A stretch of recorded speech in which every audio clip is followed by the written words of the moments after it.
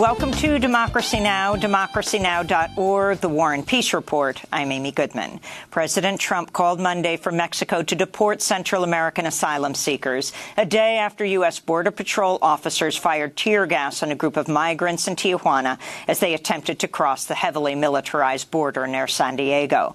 On Monday, Trump tweeted, quote, Mexico should move the flag-waving migrants, many of whom are stone-cold criminals, back to their countries. Do it by plane. Do it by bus, do it any way you want, but they are not coming in to the USA. We will close the border permanently if need be. Congress fund the wall.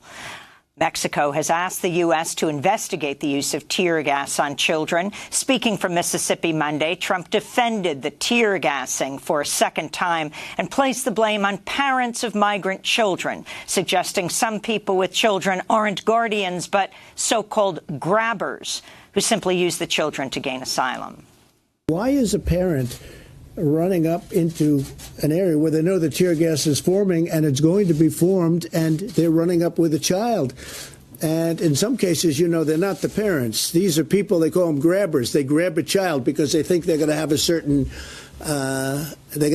status by having a child. You know, you have certain advantages in terms of our crazy laws. An estimated 5,000 migrants are currently in Tijuana, hoping to apply for asylum in the United States. One of them, Maria Mesa, a 39-year-old Honduran woman. A Reuters photograph went viral showing Mesa rushing her two young daughters to safety Sunday as a cloud of tear gas spreads nearby. Well, I felt sad, scared, and wanting to cry. That's when I grabbed my daughters and started running. At that moment, I thought I was going to die with them because of the gas. We ran and fell into the mud and struggled to get up amidst the gas. A young man gave me his hand and pulled me up to my feet. After headlines, we'll go to San Diego to speak with Pedro Rios, who witnessed the U.S. Border Patrol tear gassing the migrants on the border Sunday. General Motors is cutting up to 15,000 jobs and closing 5 plants across North America. The cuts would primarily affect workers in Ohio, Michigan, Maryland, and the Canadian province of Ontario.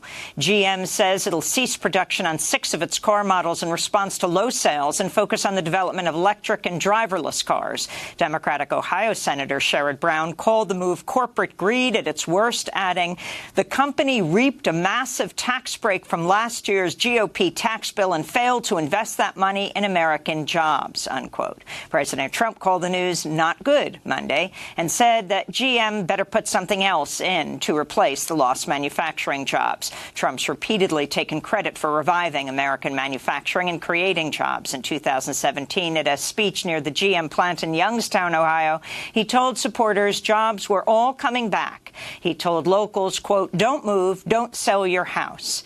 General Motors cited tariffs levied by the Trump administration on imported steel as one of the reasons for the U.S. layoff, saying the tariffs cost the company an extra $1 billion. President Trump said Monday he does not believe the findings of last week's government report on climate change. 13 federal agencies contributed to the report, which warns human-driven climate change threatens to shrink the U.S. economy by as much as 10% by 2100, while increasing extreme weather events, destroying infrastructure, worsening air quality, destroying crops, and leading to more frequent disease outbreaks. This is Trump speaking with reporters on Monday. I've seen it, I've read some of it, and it's fine. Yeah, I don't believe it. No, I don't believe it. And here's the other thing. You're going to have China and Japan and all of Asia and all of these other countries, you know, addresses our country. Right now, we're at the cleanest we've ever been, and that's very important to me. But if we're clean, but every other place on earth is dirty, that's not so good. So I want clean air, I want clean water, very important. Turkish authorities are investigating 2 villas south of Istanbul as the search for slain Saudi journalist Jamal Khashoggi's body continues. One of the properties is said to belong to a Saudi businessman close to Crown Prince Mohammed bin Salman.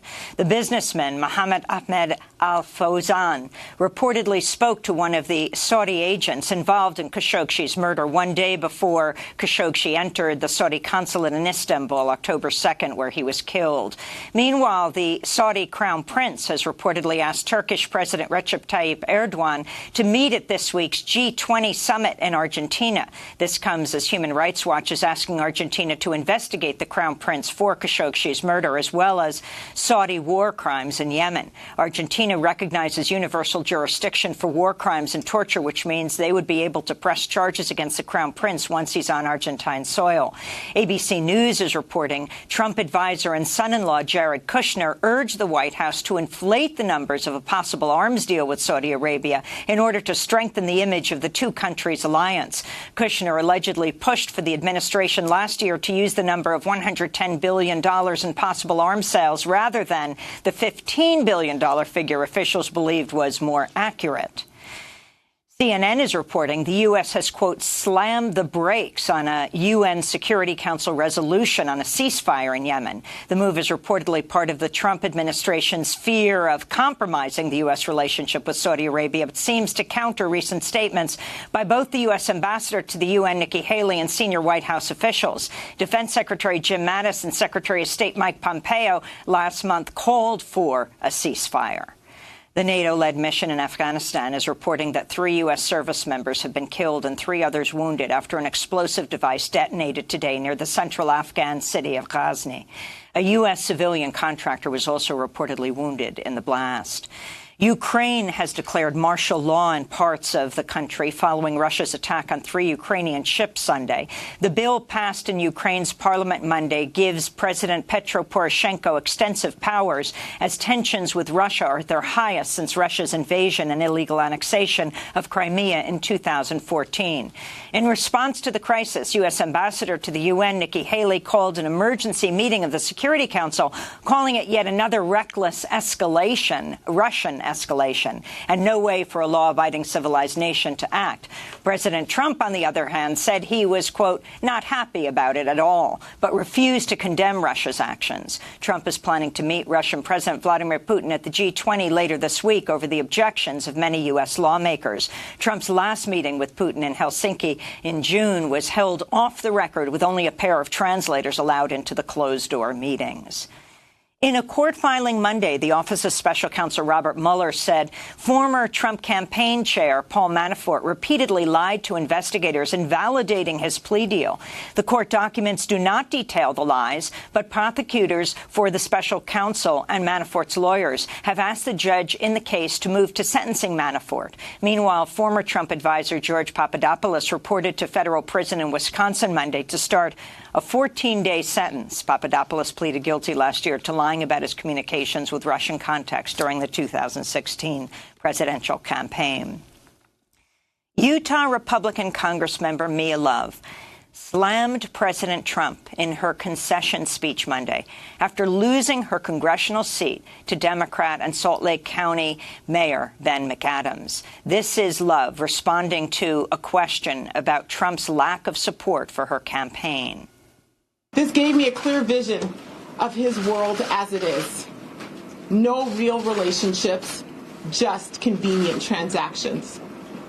That is an insufficient way to implement sincere service and policy. In 2014, Mia Love became the first and only black woman Republican ever elected to Congress. In her concession speech, she blasted her party for failing to reach out to voters of color. After the midterm elections, Trump blamed Republican losses on their refusal to embrace him. Those are some of the people that, decided for their own reason not to embrace whether it's me or what we stand for. Mia Love gave me no love, and she lost. Too bad. Sorry about that, Mia. In more election news, the Associated Press has retracted its call in an ongoing House race in California's San Joaquin Valley. Republican incumbent Congressmember David Valadao was originally declared winner, but Democrat T.J. Cox pulled into the lead Monday by just a few hundred votes. If Democrats win the seat in California's 21st congressional district, they'll reach a net gain of 40 House seats. In Mississippi, nooses were found hanging outside the state capitol Monday morning ahead of today's Senate runoff between Republican incumbent Cindy Hyde-Smith and Democrat Mike Espy. Hyde-Smith has come under fire for praising a campaign supporter at a campaign event days before the midterm with the words, "If he invited me to a public hanging, I'd be on the front row." Last week, photos emerged showing Hyde-Smith in a Confederate Army cap posing with a vintage rifle, sword, and other Confederate artifacts. Her opponent, Mike Espy, is African-American. Meanwhile, President Trump appeared at 2 rallies in Mississippi Monday to campaign for Senator Hyde-Smith. The Center for Disease Control has confirmed 116 cases of the rare polio-like disease, acute flaccid myelitis, this year. The condition, which mostly affects children, causes muscles and reflexes to weaken and in some cases become paralyzed. It's not known what causes the condition. Earlier this month, the FDA launched a task force to further investigate and combat the spread of the illness. An autopsy released Monday reveals Roxana Hernandez-Rodriguez, a 33-year-old Honduran transgender woman who died while in ICE custody in May, was physically assaulted prior to her death. Hernandez-Rodriguez arrived in the United States seeking asylum in early May of this year after traveling with a Central American caravan. She was fleeing persecution and had survived a gang rape in Honduras. At the time of her death, ICE said she died of dehydration and complications related to HIV. In an interview with the Daily Beast, her family's lawyer, Andrew Free, said, quote, "She journeyed thousands of miles fleeing persecution and torture at home, only to be met with neglect and torture in this country's for-profit human cages," unquote. She was held in a detention center run by Core Civic, the second-largest private prison company in the United States. In Washington state, a Russian asylum seeker held at the Northwest Detention Center died Saturday. 40-year-old Amar Mergansana had been on hunger strike for 86 days when he was transferred to a hospital earlier this month after losing consciousness. Mergansana arrived in the U.S. last December via the U.S.-Mexico border and was taken into ICE custody. He began his hunger strike to protest conditions at the Northwest Detention Center, which is run by the for-profit prison GEO Group, and its possible deportation. The group Northwest Detention Center Resistance is demanding an investigation into his death. And here in New York City, activists and members of community groups protested in an Amazon bookstore Monday to call out the recent decision to host part of Amazon's new expanded headquarters in Queens. Speakers included immigration activists and transit and housing advocates. This is homeless activist Nathan Flowers Adesegan. They're giving Amazon a $3 billion home while we, 69,000 New Yorkers, have to be homeless and sleep in shelters every night. That ain't right. That ain't right.